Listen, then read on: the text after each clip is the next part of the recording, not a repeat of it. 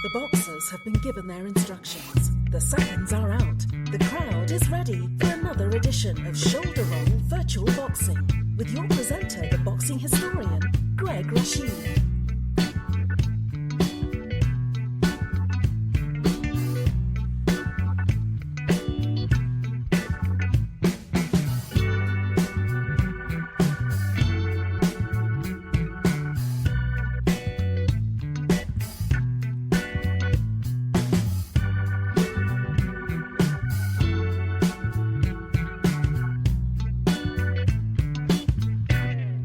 Well, I want to say swaddy krop to everyone out there. This is Greg Rashid with another edition of the Shoulder Roll Virtual Boxing Podcast.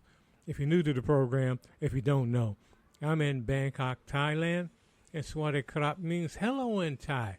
Hope everyone's having a wonderful day, night, evening, wherever you are in the universe listening to this show. And I want to say hi to everyone out there, especially to the folks who listen every Sunday afternoon at 3 p.m. Mountain Time on KUHSdenver.com and Colorado, created by the one and only Henry Archuleta. And I want to say hi to all my friends in Colorado. I'm coming back there to visit.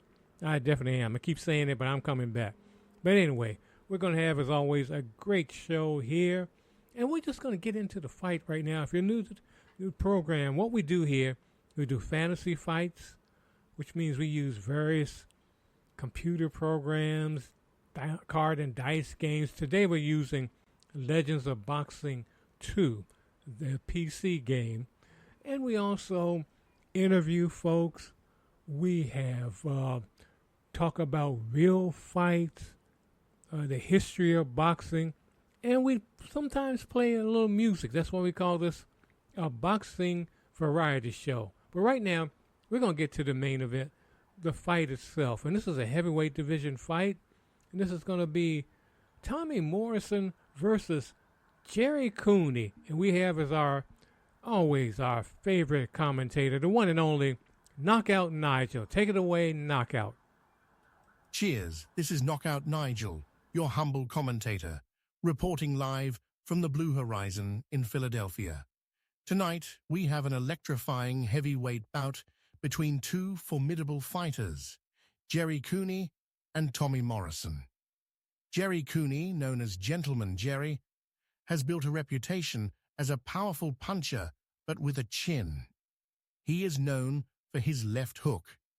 On the other side of the ring, we have Tommy Morrison, known to carry knockout power in either hand and his ability to apply relentless pressure. It appears I have to apply plenty of pressure to open this Philly bubbly. Goodness, it is impossible to open. My good man, would you kindly this bubbly to the kitchen and have someone open it? The bell rings for round one, and the fight begins. Morrison wastes no time, trapping Cooney in the neutral corner. He lands a series of crisp punches that Cooney struggles to defend against. Cooney tries to fire back with a couple of weak left hooks, but they don't seem to have much effect. The round ends with Cooney staggering back to his corner, looking visibly shaken. The referee takes a close look, but decides to let the fight continue. The second round starts with Morrison rushing out of his corner, eager to capitalize on his momentum from the first round. Cooney slowly walks to ring center. He meets Morrison with a solid left hook that catches him off guard and sends him crashing to the canvas. Morrison gets up quickly at the count of 3, but he's clearly hurt. He is shaking his head, saying he is not hurt, but his legs are moving in different directions. Cooney, sensing an opportunity, connects with another left hook that lands flush on Morrison's chin. Morrison goes down again, and this time he doesn't get up. The referee waves off the fight at 1:21 minutes of the second round. The winner by knockout, Gerry Cooney. That was a shocking turn of events. What's that you say, my good man? The kitchen staff does not have the proper item to open my bubbly, but has instead offered me a Budweiser to take its place. Are you joking? My lips will not drink that rock gut. What do you take me for? Some commoner? I want my bubbly, and I want it now. I will now return you to our Bangkok studio. This is Knockout Nigel. Cheers. I would Well, drink the bathwater of a swine before I partake of that insulting beverage. oh my goodness. You hear? Oh, Knockout getting a little nasty there. But anyway, so he can't drink Budweiser. It's rot gut to him. But anyway, hope you enjoyed that fight. A quick one there between Gerry Cooney and Tommy Morrison, and I could see that actually happening. Cooney was slow, but he had a great left hook, and Morrison, they both had bad chins, but I could see him knocking out Morrison. But anyway, we're going to get right now to some boxing news for the week, and we have our one and only Jessica, your martial arts champion. She'll give us the news of boxing history this week. This is Jessica, your martial arts champion, with your boxing history for the week of January 19th through January 25th. January 19th, 2008, Roy Jones Jr. defeated Felix Trinidad by unanimous decision. January 20th, 2001, Floyd Mayweather Jr. defeated Diego Corrales to defend his WBC super featherweight title. January 21st, 2006, Manny Pacquiao defeated Eric Morales for the super featherweight title in their second bout in one of the greatest boxing trilogies of all time. January 22nd, 1973, George Foreman became world heavyweight champion, defeating Joe Frazier. January 23rd, 1967, Emil Griffith retained the world middleweight title by defeating Joey Archer. January 24th, 1976, George Foreman defeated Ron Lyle after being knocked down twice in round 4. January 25th, 1939, Joe Louis retained the world heavyweight title by defeating John Henry Lewis. Thank you, Jessica, for that history. And that Foreman Lyle fight, I remember that so well because I was in the Ohio State University Student Union, and a group of us were watching it on what they called back then a big screen television, and it was a trip watching that, and everyone in there was just cheering and just laughing. We were having a good time. But if you haven't seen that fight, by the way, check it out. Go online and check that out. But anyway, we're going to get to an interview now, a second interview in a row with Gerry W. Brown, and he's the creator of Legends of Boxing 2, the PC game and the card and dice game, and also a creator of other games too. And his company is Stone Mountain Press. And I just really enjoy talking to Gerry, and this is the second interview with him. We talk about a little more about his game and also about boxing in general. Hope you enjoy that on the Soul the Road Virtual Boxing Podcast. And I'm so happy to have on again Gerry W. Brown, the CEO, the creator of Stone Mountain Press, and the creator of so many great games. And we're talking about Legends of Boxing 2, the card and dice and PC game. I'm just so happy to have him on. I got to tell Gerry up front that usually I invite people on and they'll come on like in 6 months or a year later. You're the first person, I'm talking about over 20 years of doing shows like this, that I've had someone come on the week after I've interviewed them. And that's due to what you were saying last week, the interest online. And I'm just happy just to have you back on. So thank you so much, Gerry. You're doing a first on my show. Wow, that's fantastic. It felt like we had a lot of unfinished business. So this is really just a continuation of the first discussion. Yes, it is. I'm going to get out of the way right now. Some of the questions that folks have asked me to ask you, starting with, and some of these you've already answered, but there are some folks who didn't hear the program, so the first program. So we're going to do this again. And also, my listeners who are listening every Sunday afternoon at 3 p.m. Mountain Time on KUHS, I know some of the things Gerry will say may not be familiar if you're not a gaming enthusiast, but we want you to be interested in this particular game, Legends of Boxing 2, because I use it on my program, as you know. for the fantasy fights along with some other games. And maybe this interview will get you interested in, I want to look at that game. I want to see what it's all about. So anyway, let's get to some of these questions. One person asked, are you familiar with championship boxing, that game? Yes. Yeah, I played that for a couple years. That was somewhere in my panic period, as I kind of refer to it. Early aughts. It was about the same time I was starting to develop some ideas about Legends of Boxing. So to recap just a little, it was at that time that Title Bout tried to make a comeback. It didn't go over so well, and that looked like that was going to be it. And so I'm like, well, what else is out there, right? Naturally, and yeah, right. I had I believe there was a gentleman by the name of Kevin Taylor who revived championship boxing and brought it back, and yeah, that held me over for a little while. Okay.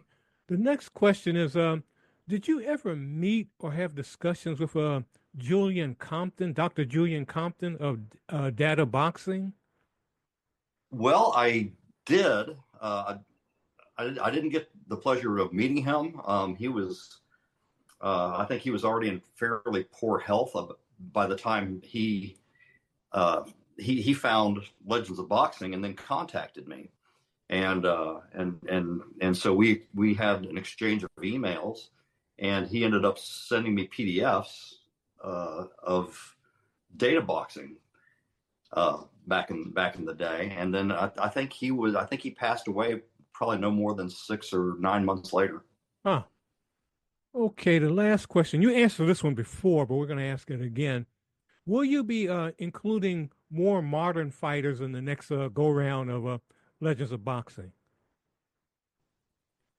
Well, yes. And I mean, if you look, well, I guess if you're not familiar, it doesn't matter. The current catalog of 99 fighters that's in the core game, probably 30 or 40 of those were new at about this time last year.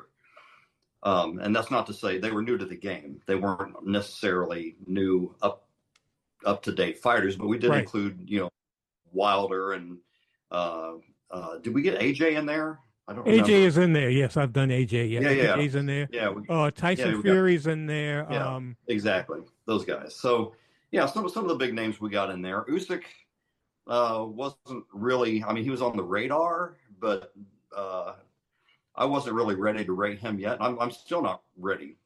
Okay. To rate. I can rate understand him. that. Yeah, I'd like to see a little more from him before I set it in concrete. Yeah, because I've seen people talking about, oh yeah, he's one of the all-time top 5 heavyweights of all time. I said, wait a minute, just hold it. Usyk? Yeah, I've seen this in a number of places online. I've seen some commentators saying that. And I'm not going to say those names, but I'm saying, wait a minute. Do you know Seriously? boxing? Yes. Wow. No. Oh God. I mean, you got to check it out online. It's ridiculous. Gerry, what some people are saying about him. I mean, they put him in the top 5. Some people actually comparing him to Ali.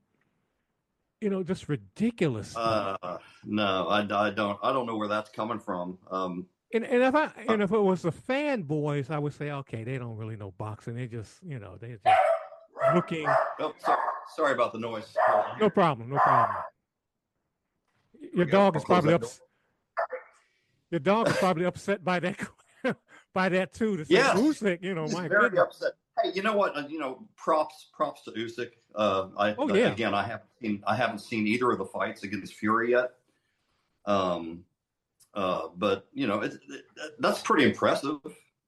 He's good. But, I mean, you got Gerry. You got to really check out those fights. But on the other hand, I know they were both good. I've seen some highlights. Yeah. But on the other hand, this is not Fury's. He's not I think graded yet. I think.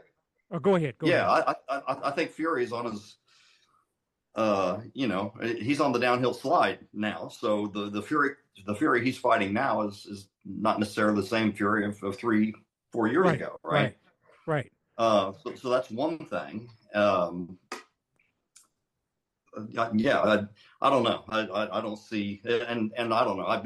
If people are saying that about Usyk, I mean, I wouldn't say that about Fury either. And A year ago they were, until he fought. Oh, were they? Until he fought Francis Ngannou, and then there were questions when Ngannou knocked him down in the fight. But they were saying that. But they're saying that about Usyk, and there are just some well-known folks.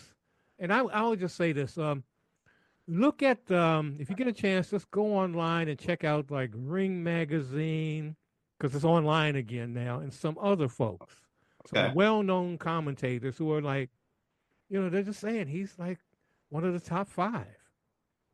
And I'm saying, no, not yet. No. You know where that could be coming from, especially coming from pundits online. I think some of that is probably just hyperbole that's trying to help build the sport up, because it's always been as the heavyweight division goes, so goes boxing, and so we had a little bit of a bump, right? We had a little bit of a bump a few years ago with the Wilder Fury trilogy, and now here's the rise of Usyk, and I think they're trying to. It kind of reeks of desperation to me to make those kind of claims. It is on one end, but that brings up kind of something I wanted to lead into, and this question does. But your games, I mean, they're great, as I always say, but Legends of Boxing, you're dealing with a very, very niche sport. Yes. And I can say that as someone, a boxing historian who's been doing this forever. It's a niche. And in America, it's not even on the, it's not even, sometimes not even in the sport pages anymore. Right. Exactly. Well, I've got, and Gerry, how do you deal with that? The fact that, you created this great game knowing that it's a sport that's not really popular. It's not, we can compare it to like horse racing. Back before we were born, boxing and horse racing were like the huge things along with baseball. Yeah. But now it's different. Well, let me tell you this. So, shortly before Usyk Fury 2, at one point last month, I kind of did an informal survey, and I was just kind of asking these sorts of questions of myself, and so I went around the web. I went to ESPN, Sporting News, Sports Illustrated, CBS Sports, Fox Sports, to name most. Those are most of the ones I checked out. I think there was a couple others in there, and on all of those, I should say on about half of those, on their main menu, you look across and see the various sports categories. Boxing was not listed. UFC or MMA, those were listed, and usually fairly prominently, like around 5, 6, 7 in the ranking. And I think Sporting News was probably the only one that I remember that had a boxing link in their main menu. For the rest of those sites, you had to dig further. You had to scroll further down and find a larger index or something. If you wanted to go straight to a dedicated boxing page with updates and rankings and stuff like that, you had to dig for it. You couldn't find it just immediately off the top. And that's and that's what I always have to do every week, just dig and try to find some of this information. And it's so funny because before preparing for this show, I went back and looked at some old Sports Illustrated and just some magazines, and you realize that in the 80s you had Ray Leonard, Hearns on the front of their magazines. You also had Ray Leonard on the front of like Time Magazine, Newsweek. He had Duran, Oh yeah. Hagler. I mean, this is amazing. You would never see this now. No. Especially in those lower, at Lower, yes. welterweight or middleweight. There's no way. No way, no way. But it's just amazing. So I'm just wondering, how you created this game knowing this. How has it, impacted? I mean, frankly, do you ever sometimes have any doubts or saying, well, I don't know, because you're not in this for, nobody's creating these games, not just your game, but any of these games. They're not doing it for becoming a millionaire or anything. Oh no. But go ahead. Go ahead. I am in the business of trying to sell these games, and Right. it's definitely a harder sell. I was unpleasantly surprised when Legends of Boxing 2 was released last year. When was that? Somewhere around May or June, and there was a lot of folks that did not come along from first edition. Really? And yeah, I was really disappointed. And really sales for the game in its first year have been not great, to be blunt. So, between that and the fact that the sport itself seems to be in a death spiral, it's hard to get motivated to produce more stuff for it when I know that I'll probably never, I might get, I don't know, I might get, partially compensated for it, but yeah, not at anything that you would call, even in the United States, you could call anything close to minimum wage. Right. When you start dividing it up by the hours. Just the labor and all that. I can understand. And I have to tell you this, Gerry, and I say this to you and all the other folks out there who have these games like this. But I'm purposely, I'm going to give you a little secret here about what I've been doing, but purposely, and I love your game, but I purposely put it online often, along with some of the other games, to let these gamers who may not know about the game see it. To see what I'm doing, and I want people to see that, and that's why I've been using the games as far as doing fantasy fights on this program, because I want to get the interest. Like, hey, that fight was really great. I'd like to do that at home myself, and maybe I'll pick up this LOB game to see what it's all about, and that's what I'm trying to do. Or it just reminds a lot of guys are our age, guys in their 70s, 60s, 50s, right. Who grew up at a time when boxing was on the front of magazines, and it was front page news, and it was on network television where you could actually see it. Different times, and so when guys like us are playing these games and we're showing it on a YouTube video, you're talking about it in a podcast, doing write-ups and posting online.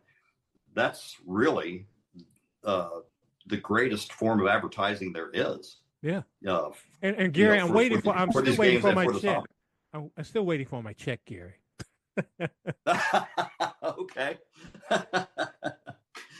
But anyway, that's what I'm doing. I really, want folks. We'll have to talk about Venmo or something. Yeah, something like that. Since I'm over in Thailand. But anyway, I want people to see the games, but also, there is a new game out there called, I think it's Undisputed. It's a video game. Yeah. But it's basically, as you know, of most video games, it's dexterity. So, if you got Mel Trumbo versus Muhammad Ali, if you're good at video games, you can destroy Ali easily. Right. So, and that's for a couple guys sitting in the living room, and they're just having fun, right with each other. That doesn't sound like a simulation per se. No, it's not. It brings up another question I have, and I know it would be hard to do this, but I'm going to throw it out here anyway. Have you considered, like, trying to get your game, for instance, like Mexico boxing is huge. Get it in Spanish or marketing more in Britain where boxing is huge, or even in Japan, in Korea, South Korea, where Hmm. boxing is really huge. Okay. Have you considered that?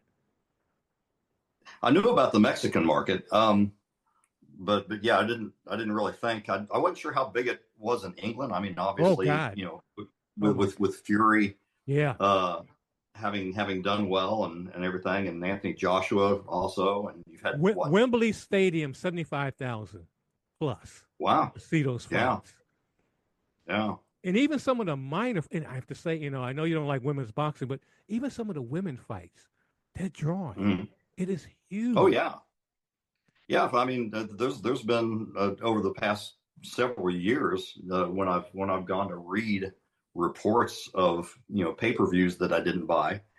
Um, where it's not unusual for them, to report that, hey, man, this undercard match between these two women was the best fight Yeah. on the card.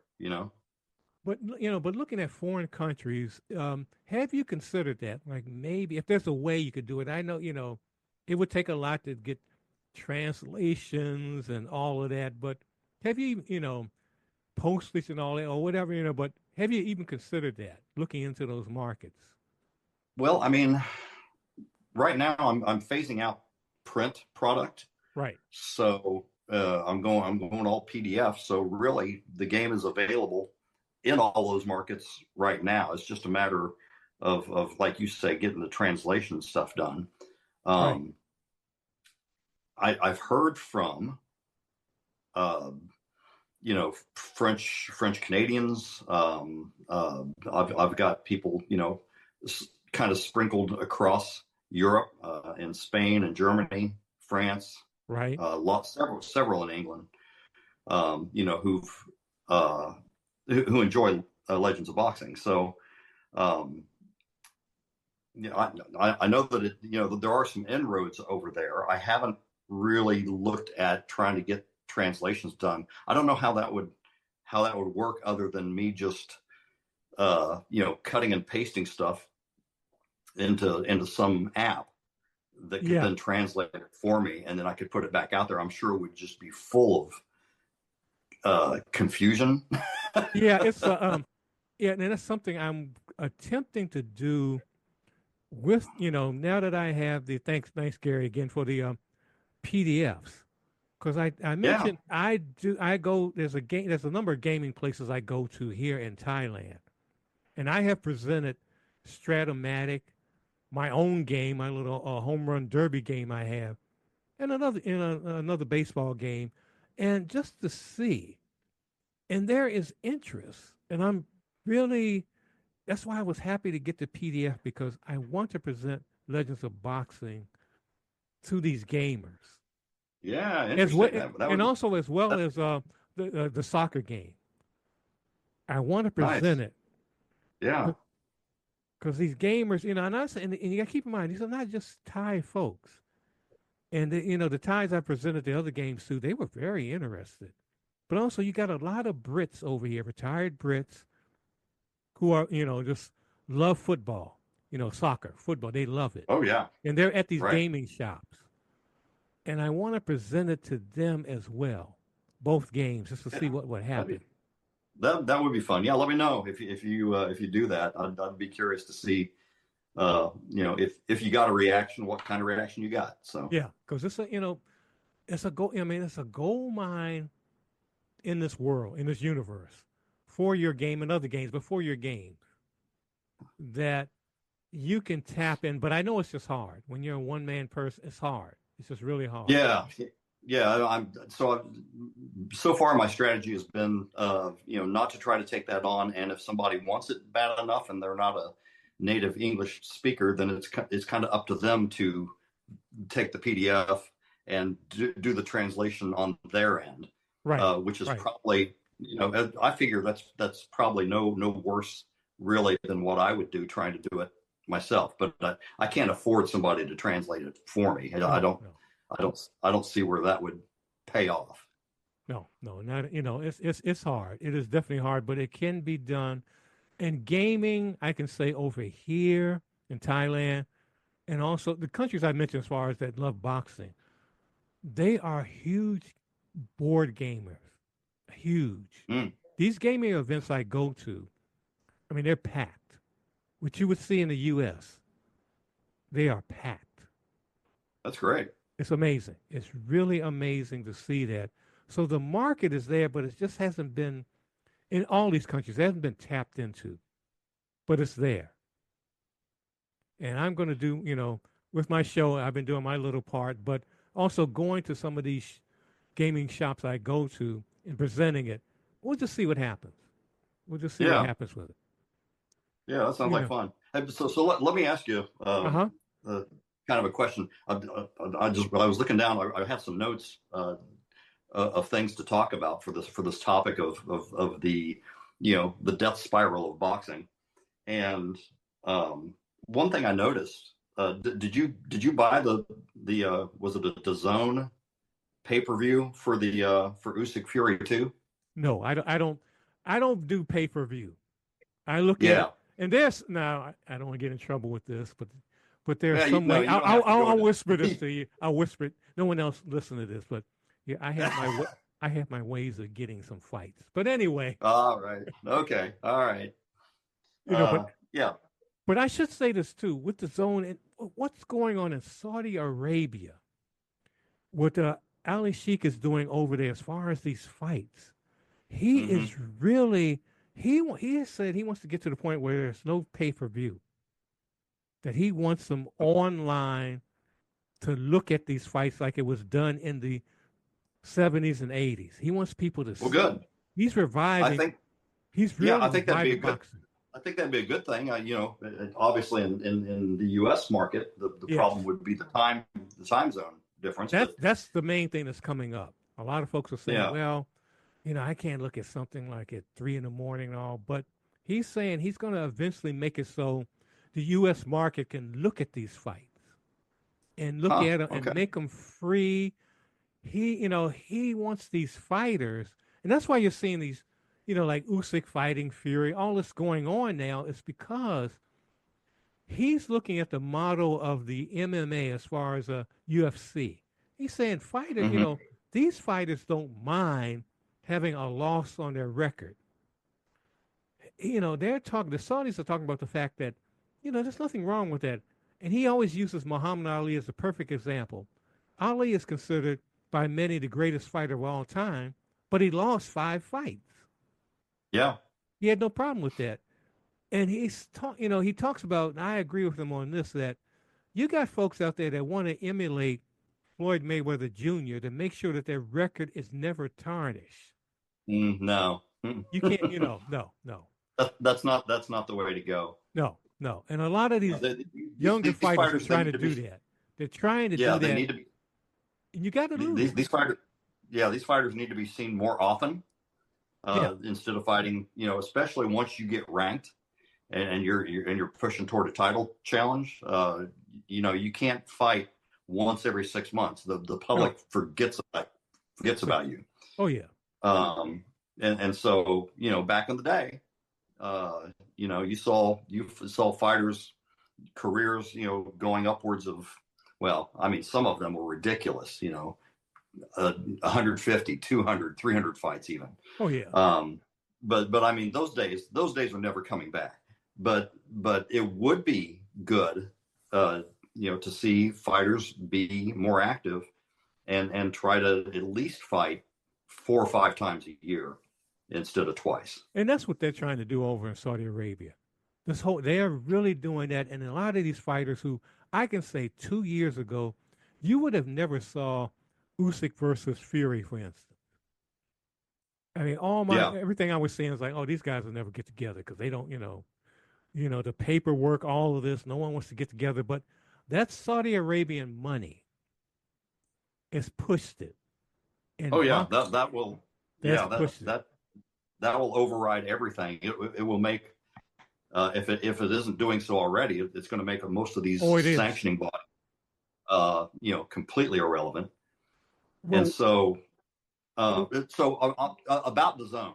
Uh-huh. So a point that I was going to get to is I noticed because I was fishing around. I wanted to see what that pay-per-view went for. Did you see what the price was on it? Oh, it's ridiculous. You're talking about over $75. This it's a joke. It's awful. Well, actually, so check this out. The up until recently, I was here in the States. I presume the price is the same, currency adjusted around the world, but up until recently, pay-per-views were going for typically $89, Yeah. especially if it was through ESPN or HBO or somebody like that, Showtime. Well, this pay-per-view, the Usyk Fury 2 pay-per-view, was listed at $40. And that's the Saudis. He said he would reduce with the goal of eventually having these free. So Yeah. he did that. He reduced yeah. So what you're saying is making more sense because I was wondering why that was the case. Yeah.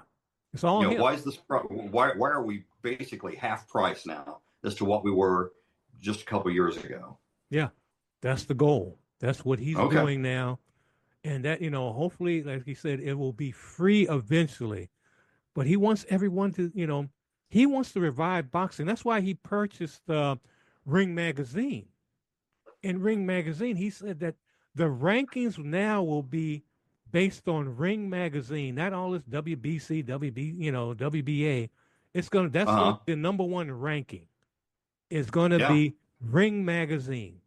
So that I was pretty happy over the past. Well, it's probably been going on for longer than I would care to think, but at least it seems like the past 10 years or so, a lot of times when you see, the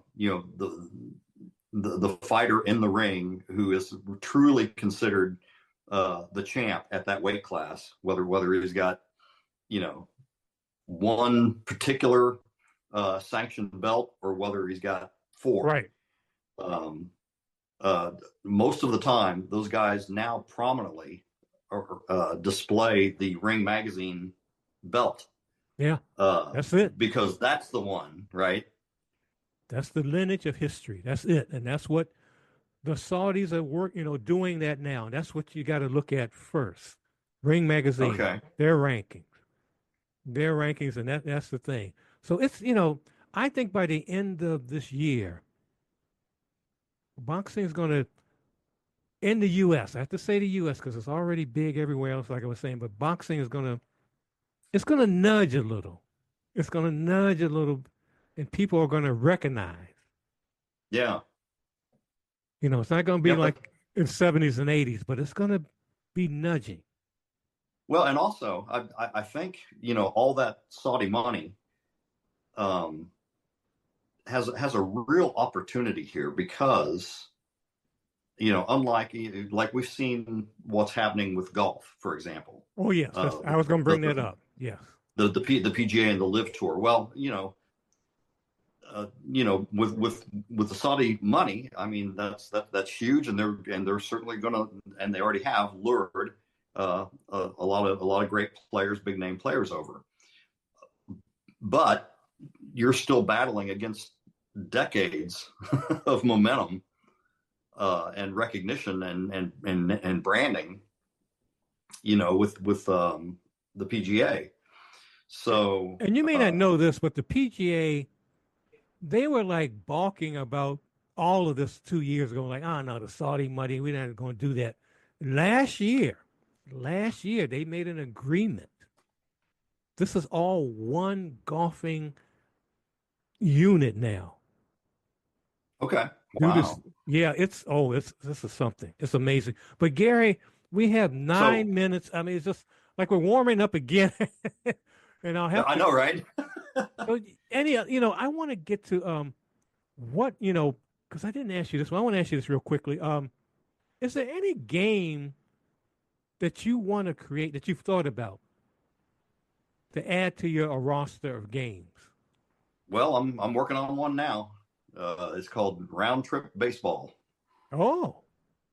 All and right. it's going really well. I've had some time here in the past 2 weeks to really put some hours into it. Oh man. And I'm pretty excited about this. It's If you coming need a together. tester, I'll be happy to test it. Anyway, anything I can do. Okay, you're in for baseball. Well, most of us are in this hobby. If you talk to anybody, and I'm who's been in this hobby for uh, any amount of time, really, baseball was probably their gateway drug. Yeah. And Stratomatic. And they probably over the years now have acquired at least 3 or 4 baseball games that they like. Right. So, with Round Trip, I'm not trying to compete with those games. I'm trying to find, another niche within the hobby that I think is underserved. I can't wait. I can't wait for that one because I mean, it's like buying a car, anything, or eating different foods. It's not. I don't look at it as competition. In the olden days, it's like Apple versus Stratomatic, but now it's like this is a golden age of just gaming, not only in sports gaming, but everything. So if you have a different take on baseball, boxing, anything, bring it on. I mean, it's really great. People are doing it. There are guys in this hobby that baseball is all they play. They might have a couple other games, but they might have 20 or 30 baseball games. And half the time they'll tell you, well, there's about a dozen of these that I like about equally, but for different reasons. Well, yeah. I mean, if you were here right now, you would see on my desk I have the PDF of your game, Legends of Boxing, but also I got beside it Inside Pitch. To the right of me, I got Stratomatic. On my shelf up here, I have Title Bout. I mean, I have a variety of games, But we're going to be closing in a minute. The thing I didn't ask you before, I want to ask you this: what are your goals for not only Legends of Boxing, but your Stone Mountain in general? What do you want the public to get out of all your games? Woo! That's a big question. I guess in the simplest sense, I really kind of just want to use Stone Mountain Press. It's basically a way to justify. I've got this mean creative streak, right? And game design is something I've always done. And when I don't do it, when I don't engage with it, I'm not as happy as a person. And so it's something I feel like I need to do. And right now I'm in that gap between my old career and Social Security, right?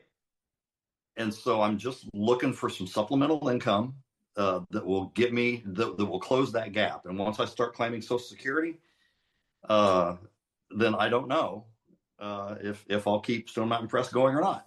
Oh, you better. We'll see. If I have to buy it myself and make sure it stays, but anyway. But we got 3 minutes to go now. I'm gonna have to have you back on, not next week, but we gotta get you back on here again to get an update about the baseball game. And what do you as far as boxing? What you've already said it, but to sum it up, what do you see for the future of Legends of Boxing? What do you want to see? Oh, well, I mean, if I had the time, so the first thing is the catalog idea for Legends of Boxing 2, in which we present all the fighters with all the fighter summaries that kind of talks about their style and why they're rated the way they're rated and all this other stuff. That format didn't really go over as well as I thought it would. And I don't know why. Oh God, we only have 2 minutes, but I don't know why, because that's a book in itself. That could be a book, what you did. Well, so I'm looking at splitting the difference. What people appear to want is cards. They want fighter cards they can hold in their hand and shuffle them and do tournaments and do random matchups that way. And I understand that.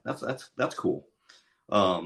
So I'm in the process of reformatting a lot of that, the information from the core catalog. I'm representing that in a card format. On top of that, I want to add 200 more heavyweights and release one big set of 300 heavyweight fighter cards. Oh my goodness! That'll be great, man. That'll be great. And give it, man, we only have a minute. I got to get you back on, but tell folks how they can reach you. Okay. Gerry at stonemountain.press, or just go on the web and find the website at stonemountain.press, and that'll take you to my online store. Basically, I don't have a deep website like I used to have. Instead, it's basically just an online storefront. Nothing wrong with that.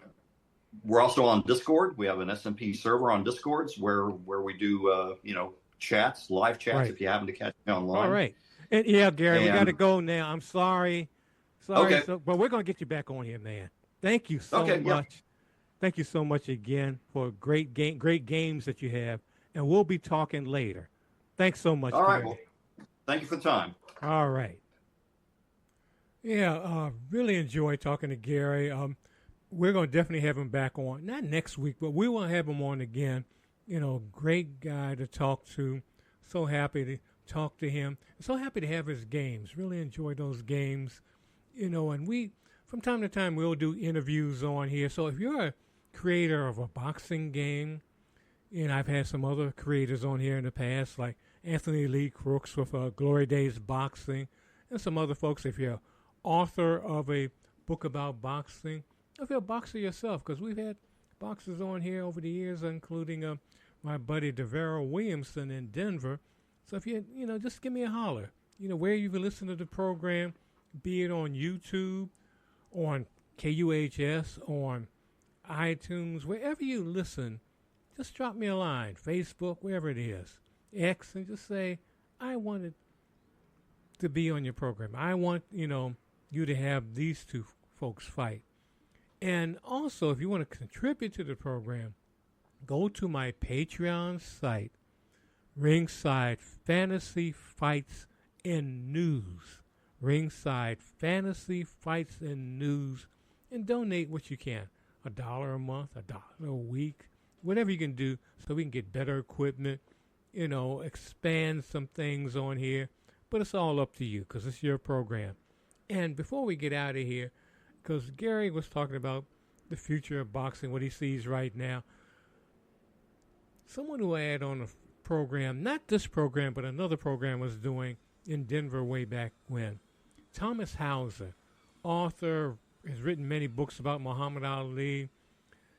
He just recently wrote an article in the Guardian newspaper, and Jessica is going to read what he says about boxing in that article. So take it away, Jessica. This article was written by Thomas Hauser for The Guardian. On January 14th, 2025, His Excellency Turki al-Sheikh posted a message on social media that read, "Make boxing great again. That's a noble goal." And the Saudi Arabian General Entertainment Authority has signaled its willingness to spend billions of dollars to achieve it. But we should not lose sight of the things that made boxing great in the past. Boxing was great when big fights were contested regularly in major cities and fans poured into arenas and stadiums to watch them. And boxing was great when small fight clubs flourished with the best fighters from local neighborhoods fighting each other. There have been reports that Riyadh Season is planning a boxing league for young prospects in conjunction with TKO. League fights should be competitive matchups, contested in locales that the prospects represent. And major Riyadh Season fights should be held in cities throughout the world, as Riyadh Season has already done in Los Angeles and London, not just in Saudi Arabia. Boxing was great when there was one champion in each weight division and fans knew who the champions were. Boxing was also great when the heavyweight championship of the world was the most coveted title in sports, and the only way the champion could lose his title was in the ring. Riyadh Season is now subsidizing the world's sanctioning bodies by paying hundreds of millions of dollars in purses, which are cut for sanctioning fees, and millions of dollars more in direct sponsorship fees. It should continue its effort to unify titles. For example, Alexander Usyk v. Tyson Fury and Artur Beterbiev vs. Dmitry Bivol, and decline to do business with any entity that contributes to unfairly stripping a champion of his belt, as the IBF did with Usyk. Boxing was great when fighters shook hands at weigh-ins instead of cursing at and shoving each other.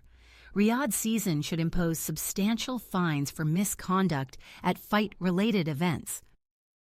Boxing was great when the ring was empty during fighter introductions, except for the ring announcer, the referee, the fighters, and the fighters' chief seconds. Fans don't want to see sanctioning body officials, hangers-on, and other non-combatants in the ring before fights. Riyadh season should keep them out. Boxing was great when fighters trained diligently without the use of steroids and other performance-enhancing drugs to gain an unfair advantage over their opponents.